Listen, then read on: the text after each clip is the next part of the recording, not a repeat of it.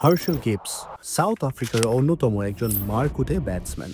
যখন টি-20 ক্রিকেট ছিল না, তখন থেকে তিনি খুব অ্যাগ্রেসিভ মুডে খেলতেন। সবার মনে থাকার কথা, ওডিআই হিস্টোরিতে সবথেকে বেশি রান চেজ করা সেই ইনিংসটি ১১১ বলে ১৭৫ রানের কথা।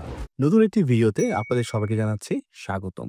আজকে সেই হার্শেল গিবসের ক্যারিয়ার সম্পর্কে জানবো এই ভিডিওতে। প্রথমেই জেনে নেই তার টেস্ট ক্যারিয়ার সম্পর্কে।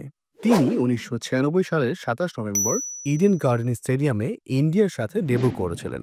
তিনি ৯০ ম্যাচে ১৫৪ ইনিংস খেলেছেন, ৭ বার অপরাজিত ছিলেন। সর্বমোট ৪১.৯৫ এভারেজে তিনি ৬,১৬৭ রান করেছেন।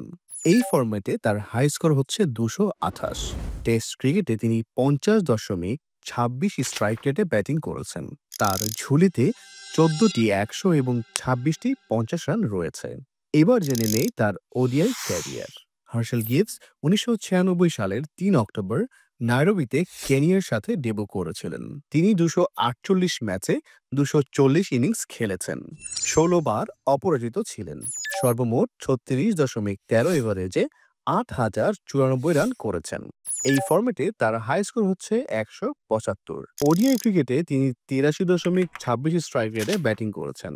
তার ঝুলিতে ২১টি ১০০ এবং ৩৭টি ৫০ রান রয়েছে।